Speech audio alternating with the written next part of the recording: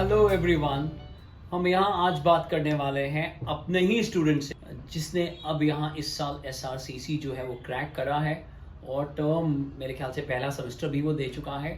तो सीयूईटी का एक्सपीरियंस उसके पास है क्योंकि उसने लगातार यहाँ बैठकर सीयूईटी जो है वो करा है, उसकी प्रैक्टिस करी है डोमेन्स को लेकर। तो क्यों ना आप खुद एक स्टूडेंट से समझो कि सीयूईटी क्या है।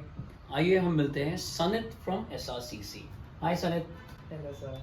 या सर, जैसा कि मैं बता ही चुका हूँ कि हाँ तुमने मेरे साथ यहाँ सीयूईटी करा और अकाउंट्स भी साथ में हमारे साथ करा। तो अपना जो experience as a person, as a student, जो तुम्हारा एक्सपीरियंस है, जो तुम्हारे यहाँ पर कोलीग्स हैं या जो एस्पिरेंट्स हैं वो जानना चाहते हैं, तो एक बार प्लीज़ उनको अपने बारे में बताइए sir. So like last year जैसा आप सबको पता होगा हमारा पूरा 12th was divided in term 1 and term 2। तो जब CAT अनाउंस हुआ था एंड मैं अपने टर्म 2 बोर्ड एग्जाम्स की प्रिपरेशन कर रहा था, I was a little apprehensive और इन सम वेज की, क्योंकि मेरा मिड टर्म जो टर्म 1 सिलेबस था वो पिछला छूट चुका था, मुझे रिविजन नहीं थी उसकी। एंड अब मेरे को ये था CUET में टर्म 2 सिलेबस, टर्म 1 सिलेबस और उसके साथ साथ एक्स्ट्रा डिलीटेड सिलेबस भी आ रहा था। तो उस समय EBT के थ्रू मैंने CUET की प्रिपरेशन अपने बोर्ड एग्जाम्स देने के बाद शुरू करी। एंड सबसे बड़ी बात यह है कि हर टॉपिक, तो टर्म 2 के जो टॉपिक्स थे हमें काफ़ी हद तक आते थे, तो उस पर थोड़ा कम फोकस भी चाहे किया हो, पर साथ ही साथ टर्म 1 के टॉपिक्स पे बहुत ज़्यादा फोकस किया था through out the course, which really help me. मतलब टर्म 1 का एंटायर पार्ट अच्छे से उस पर वापस ग्रास्प लाने में मुझे बहुत हेल्प करी। उसके साथ साथ डिलीटेड सिलेबस पे एक्स्ट्रा फोकस किया गया, क्योंकि CUET में what made the difference, what helped you get a rank was that deleted syllabus। वो deleted syllabus वाला पार्ट, कई बच्चे deleted syllabus का पार्ट छोड़ के पेपर देने बैठे थे, उनका भी स्कोर अच्छा आया बट रैंक उतनी अच्छी नहीं है, बिकॉज बहुत सारे स्टूडेंट्स जो कि एक्चुअली प्रिपेयर कर रहे थे उन्होंने उस सिलेबस पे भी फोकस करा, they could answer those questions also. तो ये एक बहुत ही स्ट्रक्चर्ड अप्रोच थी through out the course, through out the CUET course. Her topic पे अच्छे से फोकस किया गया और जितना ज़रूरी फोकस था उतना किया गया। जो टॉपिक्स ऐसे थे जो बच्चों को पहले से आते थे, जैसे कि टर्म 2 के टॉपिक्स, उन पर कम फोकस करा गया, उनके इन डेप्थ कम गए बट वैरायटी ऑफ क्वेश्चंस बहुत ज़्यादा थे।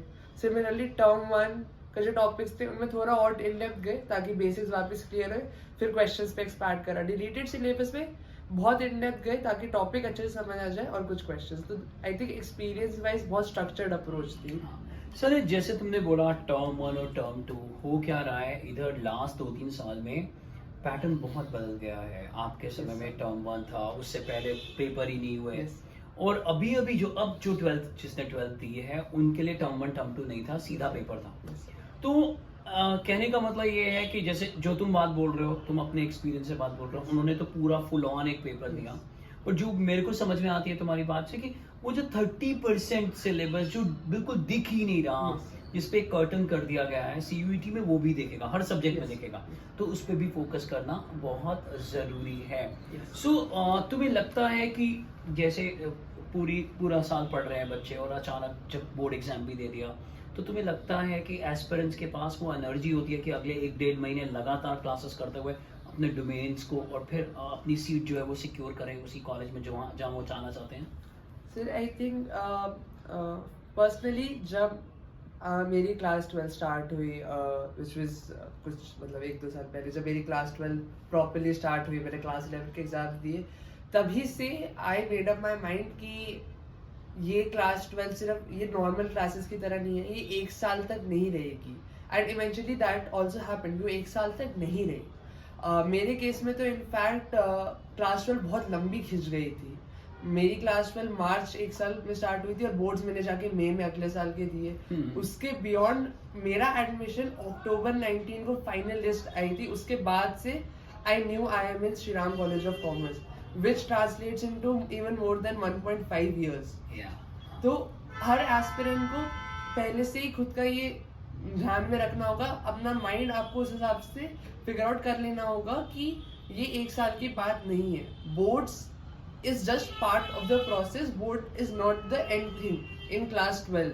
10th में एंथिंग हो जाती है, बोर्ड क्लास 12 में एंथिंग नहीं है। उसके beyond even if you are not a CET aspirant, you might be an IPMAT aspirant और अ जेई एस्पिरेंट, वो एग्जाम्स भी देने हैं। प्रोसेस चलता रहता है। Yes, sir. तो सर एक और क्वेश्चन मेरा यहाँ आगे जाने के बजाय पीछे जाने के लिए है, कितना इम्पोर्टेंट तुम 11th को भी समझते हो क्लास 12 के लिए, क्योंकि बहुत सारे टॉपिक जो है वो रिलेटेड होते हैं। मैं तो अगर बात बोलूंगा तो मैं मैथ्स को लेकर या किसी और सब्जेक्ट को लेकर बोलूंगा, बट अगर हम सब ओवरऑल भी देखें तो मेरे ख्याल से सभी सब्जेक्ट्स में पुराने टॉपिक भी इम्पोर्टेंट होते हैं। तुम्हारा ये क्या कहना है कि स्पेशली मतलब if I start from math, मतलब मैथ में तो क्लास 11 बहुत बहुत नेसेसरी है। मतलब बहुत सारे टॉपिक्स, आपकी क्लास 12 का first part is entirely differential calculus. Yeah. अगर आपने क्लास 11 की लिमिट्स एंड डेरिवेटिव्स अच्छे से नहीं करा, that will be a major issue.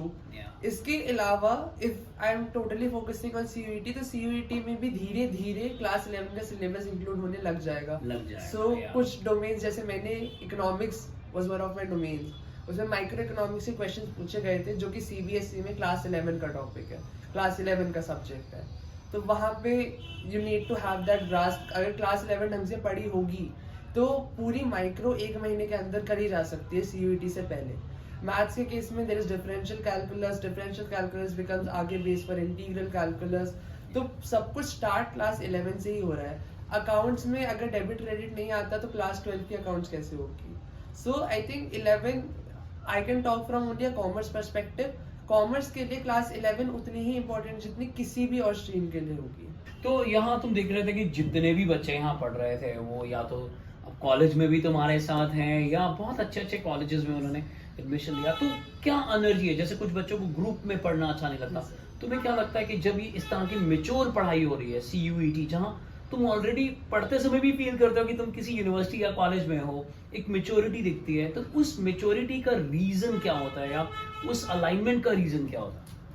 तो जितना मैंने रियलाइज करा जब मैं यहाँ पे सीयूईटी का कोर्स कर रहा था कि whatever the students whoever they came, they will all goal oriented. Maturity सिर्फ इस बात से आती है कि आप गोल ओरिएंटेड हो तो मेच्योरिटी आएगी। अगर कोई आपको कोर्स करने भेज रहा है तो मेच्योरिटी नहीं आएगी। अगर आपको पता है आप वो कोर्स में क्यों बैठे हो, अगर आपको पता है कि मेरे को एसआरसीसी जाना है इसलिए मैं यहाँ पर बैठा हूँ, इसलिए मैं पढ़ रहा हूँ, तो अपने आप ऑटोमेटिकली मेच्योरिटी आ जाएगी। द एंटायर थिंग इज कि आपको गोल ओरिएंटेड होना स्टार्ट करना पड़ेगा। At the same time process oriented होना भी जरूरी है। थ्रू आउट द प्रोसेस हर एक पार्ट से आप सीखते हो, but while doing everything, while studying, at the same time you need to focus on your end goal।